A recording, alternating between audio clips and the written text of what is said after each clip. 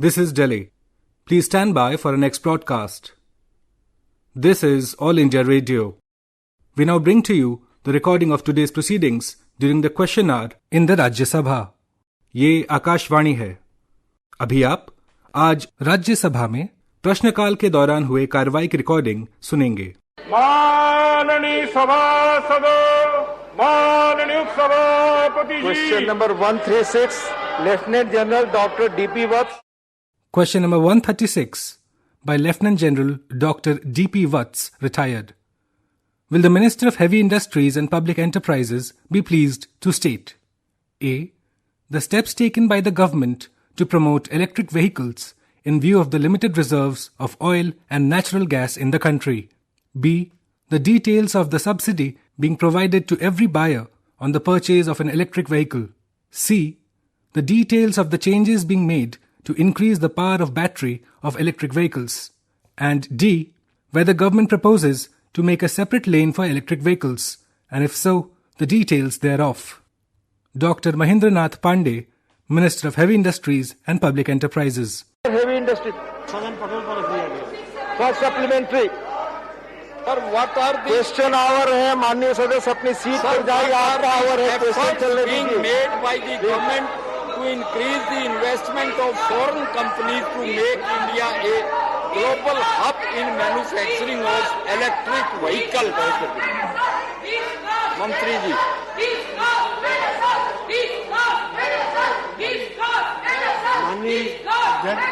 माननीय सभापति जी, आपके माध्यम से बताना चाहूँगा कि वैश्विक हब बनाने के लिए हमारी सरकार ने बहुत बड़ी पहल की है.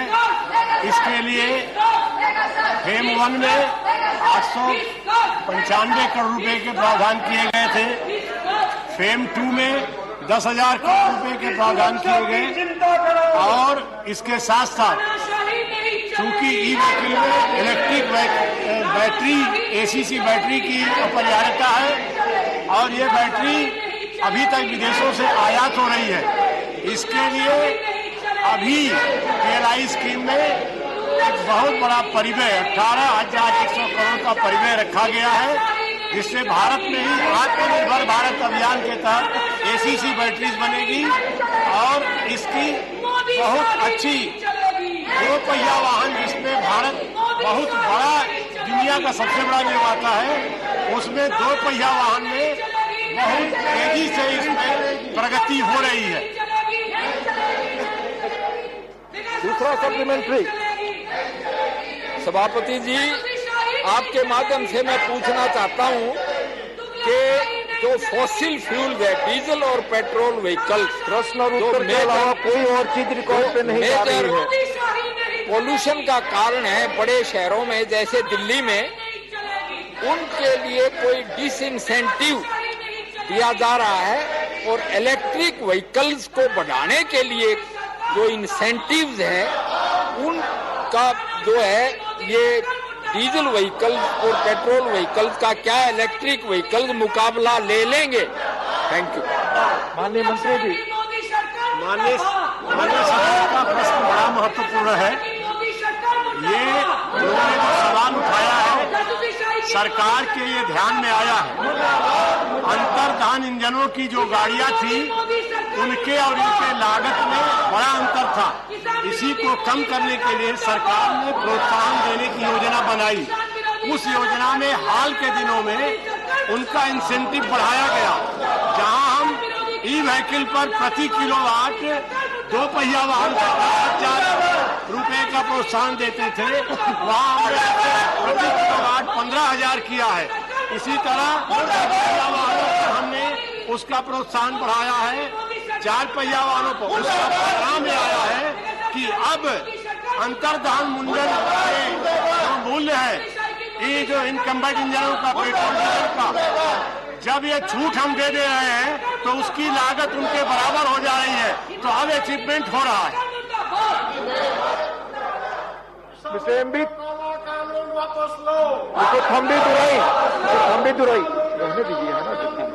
Thank you, sir, for permitting to supplementary question. The Minister has answered the schemes, how they are developing the electric waste manufacturing in India. I am grateful for the Honorable Prime Minister of India, Narendra Modi ji, has come forward to establish more industries to manufacture that electric vehicles. And also, sir, in Tamil Nadu, our former Chief Minister Edappadi Palaniswamy has taken a lot of effort to establish the electrical manufacturing vehicles industry. Volvo is the one big company has come forward in Tamil Nadu to establish, to produce electrical vehicles. I want to know from the Honorable Minister, because this industry is situated in my home district, Krishnagiri district, near Pochampalli, Mathur, this Volvo is manufacturing two vehicles.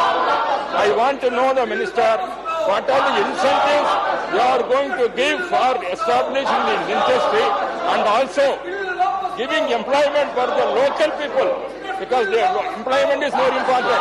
That is your backyard area, Krishnagiri district. I request the Minister to give some suggestions to industry to give for employment and also give the subsidy. Brief question. माननीय अमित दुराई साहब बहुत ही वरिष्ठ सांसद हैं। मैं उनको धन्यवाद करता हूं कि माननीय मोदी जी की इस पहल का उन्होंने स्वागत किया है। मैं उनके माध्यम से माननीय सभापति जी आपके माध्यम से बताना चाहूंगा कि इस समय माननीय मोदी जी ने जो कार्बन उत्सर्जन कम हो, इसलिए भारत दुनिया के इलेक्ट्रिक व्हीकल का हब बने, इसके लिए क्रांतिकारी पहले की है। उनके स्वयं तमिलनाडु में बहुत अच्छी पहले हुई है। माननीय थम्बीदुरई जी के गृह क्षेत्र में वहाँ ओला जैसी कंपनियों ने इसमें बड़े सकारात्मक पहले की है। अभी मैं आपके माध्यम से सदन को बताना चाहूंगा कि ओला कंपनी टू व्हीलर बनाने के लिए वहाँ के मुख्यमंत्री जी का उल्लेख उन्होंने किया, थम्बीदुरई साहब की पहल पर उसने बड़ा इन्वेस्ट किया है। वो 23,000 करोड़ रुपए का वहाँ पर जो है उसने इन्वेस्ट किया है, जिसमें वह अक्टूबर से उत्पादन भी शुरू हो जाएगा। और उसका उस ओला का रेपुटेशन यह है कि उनकी जुलाई में बुकिंग शुरू हुई और 1 लाख उनकी बुकिंग हो गई है। सरकार का उसको पूरा पॉजिटिव सहयोग है। जहाँ तक रोजगार का सवाल है, वह वहाँ के स्थानीय जो प्रावधान है उसके साथ स्वाभाविक है कि वहाँ रोजगार लोगों को उस प्रावधानों के तहत उपलब्ध होगा। सरकारी से प्रोत्साहन दे रही है।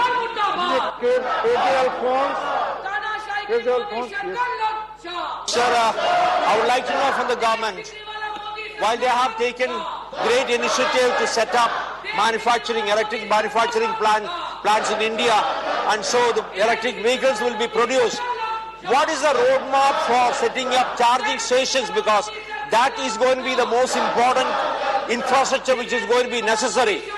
How many charging stations have been set up so far, and what is the roadmap for the next 5 years? I would like to know from the Minister. माननीय सभापति जी, आपके माध्यम से माननीय सदस्य का सवाल बहुत ही उपयोगी है। मैं उन्हें बताना चाहूंगा कि चार्जिंग स्टेशन के लिए सरकार ने केवल इस पर 1,000 करोड़ का प्रावधान किया है। 427 चार्जिंग स्टेशन हो चुके हैं और पूरे बॉम्बे और यहाँ दिल्ली, जयपुर और चंडीगढ़ दिल्ली, ये 3 जो हाईवेज हैं, इसमें भारत सरकार की पहल से राज्य सड़क परिवहन मंत्रालय भी सकारात्मक रहा और परिणाम यह रहा कि उसमें हम ई एक्सप्रेस बना रहे हैं, जिसमें दिल्ली चंडीगढ़ को ई एक्सप्रेस घोषित कर दिया गया है। 24 चार्जिंग स्टेशन वहाँ कार्यरत हैं और मान्यवर इसके साथ साथ भारत सरकार ने माननीय मोदी जी की पहल पर विद्युत मंत्रालय ने अपने एसओपी जारी की है, जिससे चार्जिंग के लिए बहुत सी सुविधाएं उन्होंने दी हैं। इसके साथ साथ शहरी विकास मंत्रालय ने आवास और वाणिज्यिक भवनों में भी चार्जिंग का उन्होंने व्यवस्था करने की अनुमति दे दी है और इस तरह से हम चार्जिंग स्टेशन पर भी क्रांतिकारी पहल कर रहे हैं। डॉक्टर अशोक वाजपेयी बहुत ही संक्षेप ब्रीफली अपना सवाल रखें। माननीय पेट्रोलियम उत्पादों के आयात पर प्रतिवर्ष एक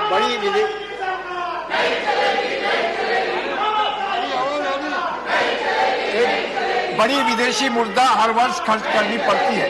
माननीय इसको ध्यान में रखते हुए क्या सरकार इलेक्ट्रिक वाहनों को प्राथमिकता के आधार पर देश में उपलब्ध कराने के लिए कोई विशेष कार्य योजना बना रही है? यदि है तो क्या?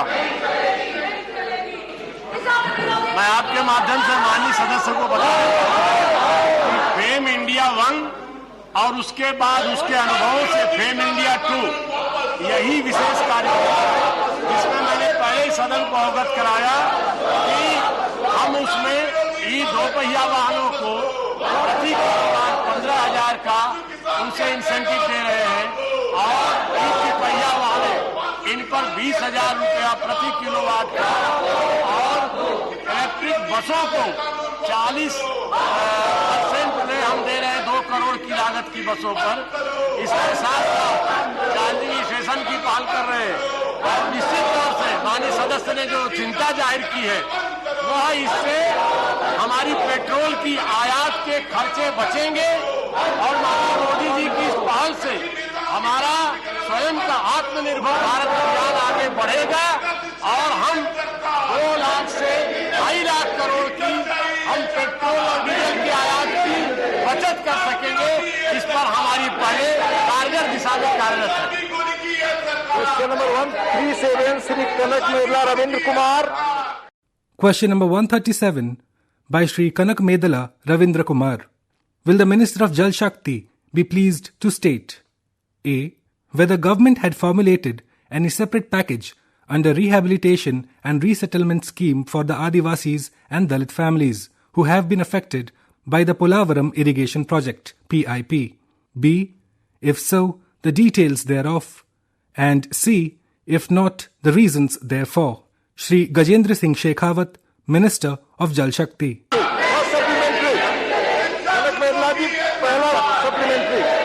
Sir, in the reply, the Honorable Minister stated that they have the R&R package to the project and it is implementation vested with the Government of Andhra Pradesh and the Government of Andhra Pradesh is looking after. Sir, rehabilitation requires providing all facilities that were enjoyed by the project affected people in the normal place of residence. But in the current rehabilitation exercise pertaining to Polavaram project, various deficiencies, lack of water facility, electricity connection and non-laying of pakka roads etc. has come to light. In this regard, my first supplementary question is, Honorable Minister, whether any official from the government personally monitored the rehabilitation exercises, particularly for the Adivasis and Dalits. माननीय सभापति महोदय, माननीय उपसभापति महोदय, माननीय सदस्य ने Polavaram project के विस्थापितों के विस्थापन के बाद बसाए जाने वाले जगह की सुविधाओं को लेकर के प्रश्न किया है। माननीय उपसभापति महोदय, मैं आपके माध्यम से सदस्य और सदन की जानकारी के लिए बताना चाहता हूं, जैसा उत्तर में प्रारंभिक तौर पर लिखा गया है कि प्राथमिक रूप से ऐसा सब करने की जिम्मेदारी राज्य सरकार की होती है, लेकिन जो माननीय सदस्य ने जानना चाहा है कि क्या इसको लेकर के कोई कमेटी केंद्र सरकार ने बनाई है, मैं माननीय सदस्य की जानकारी के लिए और सदन की जानकारी के लिए बताना चाहता हूं कि इसके लिए जो कमेटी बनी है, भारत सरकार के ट्राइबल अफेयर सेक्रेटरी की अध्यक्षता में कमेटी बनाई हुई है, जिस कमेटी में सोशल जस्टिस मंत्रालय के सचिव और इसके अतिरिक्त अन्य अधिकारीगण सदस्य होते हैं। अभी इसी माह में उस कमेटी की बैठक हुई है और जितनी ग्रीवेंसेज आए हैं उन सब ग्रीवेंसेज को उसमें रजिस्टर किया गया और कमेटी ने निर्देश राज्य सरकार को भी दिया है कि राज्य सरकार के अधिकारी सारी ग्रीवेंसेज को रजिस्टर करें और उनका ठीक से निस्तारण किया जाए। Second supplementary Sir, the relief to Adivasis and Dalits are not adequately given. An estimate states that more than 2 lakh people, mostly Adivasis from these submerged villages, is estimated to a cost of rupees 30,000. आप सवाल पूछने के लिए आए हैं, देश को उम्मीद है कि आप इन सवालों को पूछेंगे जो देश के लिए बढ़ने की सूझ है। Is not प्लीज अपने सीट पर जाएं। Under these circumstances, whether the government has sent any central team and also allocating funds to the Polavaram project in order to meet the R&R package. माननीय मंत्री जी, माननीय सदस्य ने ये सवाल सभी माननीय सदस्य आप लोगों ने दिए हैं सरकार से पूछने के लिए। माननीय ये आपके सवाल है।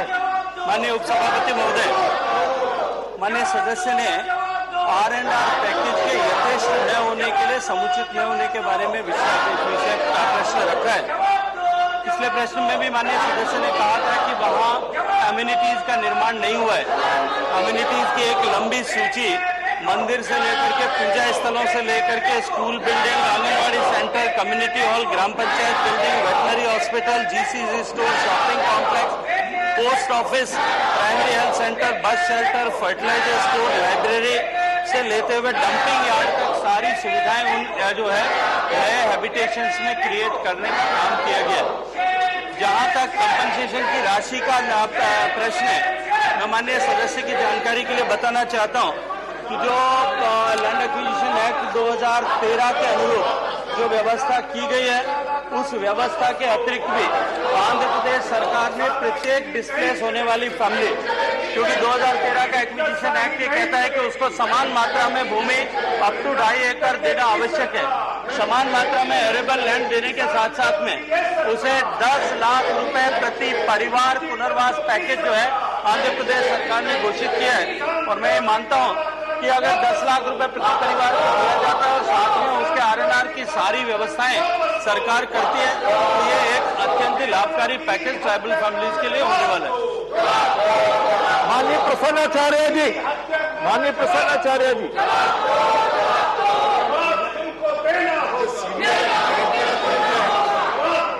Villages of Odisha, I would like to know from the Honorable Minister, what is the number of villages and what is the number of people those are going to be affected by this project, and out of the villages that is being affected, what is the number of scheduled caste and scheduled type people whose land are being submerged under this project, number one.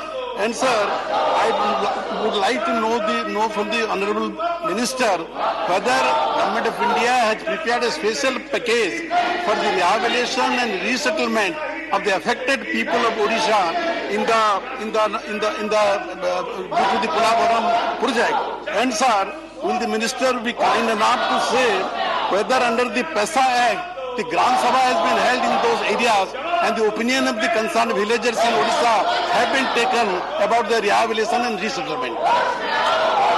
माननीय उपसभापति महोदय, माननीय सदस्य ने जो चिंता व्यक्त की है, प्रारंभिक अध्ययनों के आधार पर यह कहा जा सकता है कि ये सबमर्जेंस जो उड़ीसा में अपेक्षित है और जिसकी चिंता माननीय सदस्य अभी कर रहे हैं, उसको लेकर के उड़ीसा सरकार की तरफ से दायर याचिका सर्वोच्च न्यायालय में पहले से लंबित है।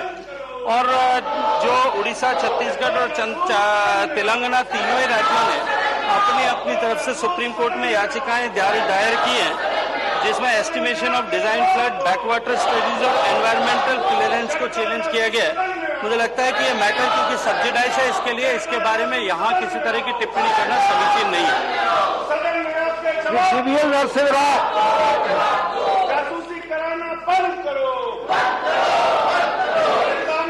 Thank you, Deputy Chairman, sir, for the opportunity.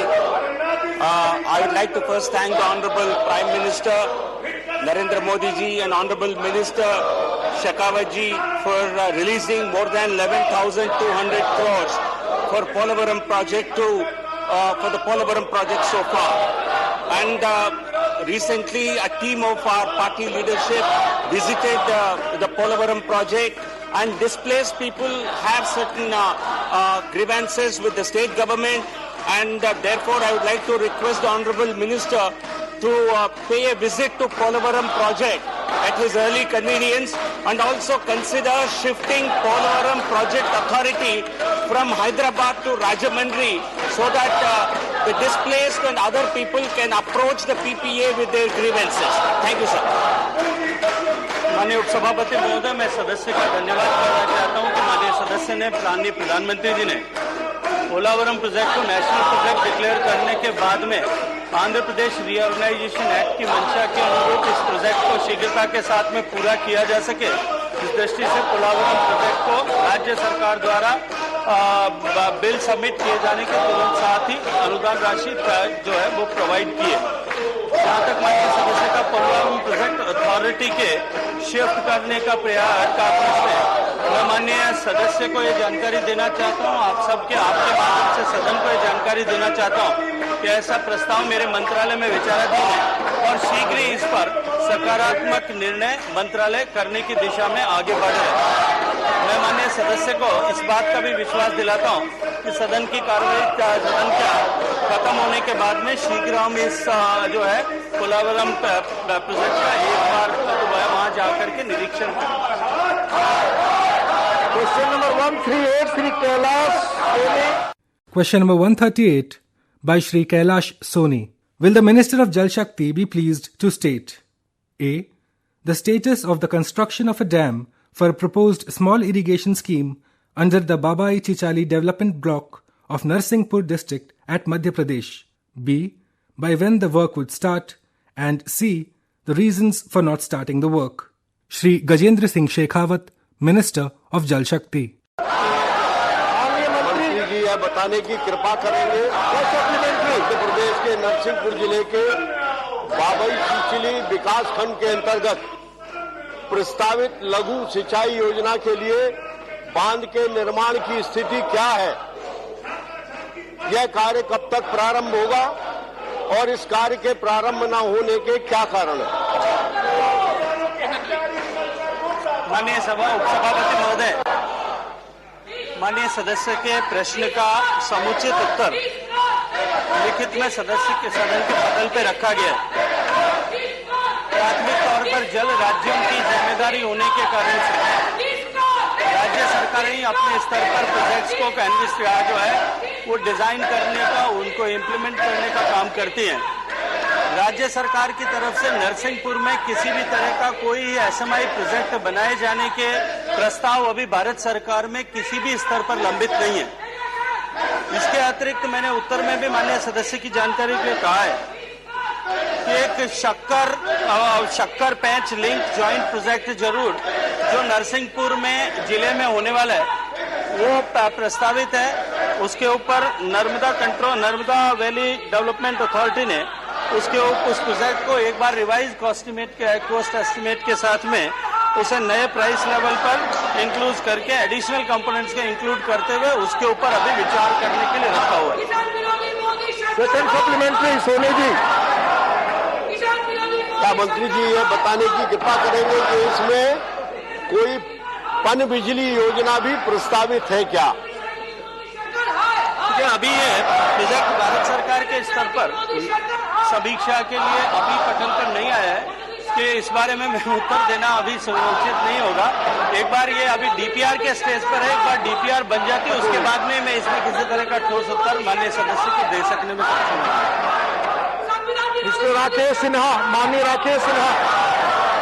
सभापति महोदय, सबसे पहले मैं प्रधानमंत्री नरेंद्र मोदी जी का अभिनंदन करना चाहता हूं कि उनके पहल के बाद से जल संरक्षण के क्षेत्र में भारत ने बहुत प्रगति की है। मैं जल संसाधन मंत्री जी से जानना चाहता हूं कि मध्य प्रदेश और छत्तीसगढ़ के ट्राइबल रीजन में लगभग 1.5 लाख छोटे छोटे जल संरक्षण के डैम्स हैं, जो परंपरागत डैम्स हैं।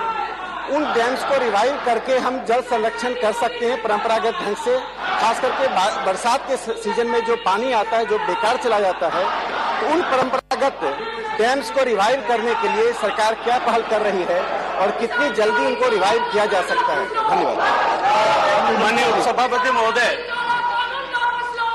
मैं माननीय सदस्य और सदन की जानकारी के लिए आपके माध्यम से निवेदन करना चाहता हूं कि माननीय प्रधानमंत्री जी के मार्गदर्शन में देश में 2019 में सरकार बनने के बाद में जल शक्ति अभियान प्रारंभ किया गया था। चुनिंदा 256 जिलों में जहां पानी का स्तर सबसे ज्यादा चुनौतीपूर्ण है, वहां प्रारंभ में यह योजना प्रारंभ की गई थी। लेकिन इस वर्ष से हमने देश के 700 ही जिलों में इस योजना को प्रारंभ किया है। बरसात का पानी निश्चित रूप से उसका संकलन, उसको सहेजना, उसका संरक्षण करना और उसका विवेकपूर्ण उपयोग करना देश के लिए, देश के जल सुरक्षा के लिए, देश के भविष्य के लिए अत्यंत आवश्यक है। मैं माननीय सदस्य का इसके लिए अभिनंदन करना चाहता हूँ। माननीय प्रधानमंत्री जी के मार्गदर्शन में 15वें वित्त आयोग ने अपने अनुशंसाओं में पंचायती राज संस्थाओं के लिए जो धनराशि की अनुशंसा की है उसका 30% हिस्सा पानी के संबंध में जुड़ी हुई गतिविधियों के लिए आरक्षित किया है। इसके अतिरिक्त नरेगा में भी 65% हिस्सा नेचुरल रिसोर्स मैनेजमेंट पर ही खर्च किया जाना ऐसा आवश्यक है। इन दोनों को जोड़ करके इन सब के माध्यम से ऐसे जल संरक्षण के सारे उपायों को गति प्रदान करना निश्चित रूप से राज्य सरकारों की प्राथमिकता होनी चाहिए। ऐसे जल संरक्षण से जुड़ी हुई गतिविधियां और अधिक वैज्ञानिक आधार देने के लिए नेशनल एक्वेफर मैनेजमेंट प्रोग्राम के तहत जितने अध्ययन पिछले वर्षों में किया है वो सारी सूचनाएं भी हमने राज्य सरकारों के साथ में साझा की है, ताकि प्रत्येक स्थान पर उसी तरह की अपेक्षित गतिविधियों को जो है वो प्रस्तावित करके उनको पूरा किया जाए। Question number 139, doctor Fauzia Khan. Question number 139 by Dr. Fawzia Khan. Will the Minister of Information and Broadcasting be pleased to state: A. The annual expenditure incurred on advertisements by the government in the last 3 years, ministry-wise, and B. The steps taken to rationalize and minimize the cost on advertisements. Shri Anurag Singh Thakur, Minister of Information and Broadcasting. The statement is laid on the table of the House, sir. विकास महात्मा सवाल कुछ और है, आप कुछ और कह रही हैं। ये आजादी ये नियम के अनुकूल नहीं है। प्लीज सर, मेरा से एक सवाल है कि ये विज्ञापन दिए जाते हैं, उससे बिहेवियरल चेंज बहुत ज्यादा आ सकता है। जैसे कि स्वच्छ भारत में बिहेवियरल चेंज आ गया है, तो मेरा ये मंत्री जी से अनुरोध है कि क्या वह जो भी विज्ञापन दिए जाते हैं सरकार द्वारा उसका इम्पैक्ट एनालिसिस करते हैं क्या, उसका असर क्या हुआ, ताकि लोगों को बिहेवियर में कितना बदलाव आया और किस तरह से क्रिएटिविटी यूज करके कम से कम खर्चे में यह ज्यादा लोगों तक के कैसे पहुंचे, यह इसकी सोच होगी। तो यह मेरा सवाल है कि इसके बारे में कोई स्टडी होती है क्या, इम्पैक्ट एनालिसिस के बारे में। माननीय उपसभापति जी, माननीय सदस्य ने बहुत महत्वपूर्ण विषय उठाया है और मैं इनके ध्यान में लाना चाहता हूं आपके माध्यम से और पूरे सदन को अवगत करवाना चाहता हूं कि सरकार ने एक जो एडवर्टाइजमेंट है उसको रैशनलाइज करने के लिए एक सोच अपनाई है और जो कॉस्ट एंड एडवर्टाइजमेंट है उसमें भी उसका फर्क पड़ा है। कुल मिलाकर इस पे इंटीग्रेटेड एडवर्टाइजमेंट के माध्यम से हम आगे बढ़े हैं। आपको ध्यान होगा 2014 से पहले अगर एडवर्टाइजमेंट को देखेंगे लीडर्स या एमिनेंट पर्सनालिटीज पर, उसमें अलग अलग मंत्रालय अपनी अपनी एडवर्टाइजमेंट देता था। हमने उसको भी करके 27 से कम करके 7 किया है और संबंधित मंत्रालय उसको देता है। जहां तक मैसेजिंग की बात है, कम्युनिकेशन की बात है, सरकार ने उसके ऊपर भी ध्यान और बल देते हुए कि जनता तक संदेश भी जाए, जागरूकता भी पहुंचे, इसलिए इंटीग्रेटेड एडवर्टाइजमेंट की ओर ध्यान दिया है। इसका बहुत बड़ा फायदा ये हुआ कि जनता तक सरकार की नीतियों को, कार्यक्रमों तक पहुंचाने का अवसर भी मिला और साथ ही साथ खर्चे में कमी भी आई है। इसके अलावा भी जैसे पहले विज्ञान भवन में या पार्लियामेंट एनेक्सी में कोई कार्यक्रम होते थे तो उसके लिए एडवर्टाइजमेंट दी जाती थी, अब वो नहीं किया जाता, अब केवल इनविटेशन दिया जाता है। इसका बल भी उस पर दिया गया है।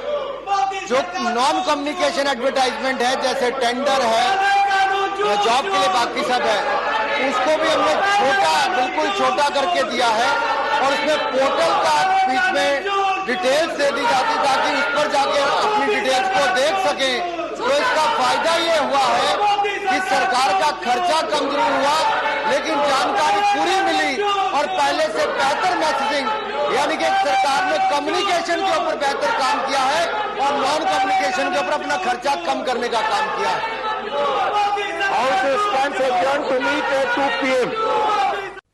अभी आप आज राज्यसभा में प्रश्नकाल के दौरान हुए कार्यवाही की रिकॉर्डिंग सुन रहे थे। You were listening to the recording of today's proceedings during the question hour in the Rajya Sabha. This broadcast came to you from the Delhi station of All India Radio.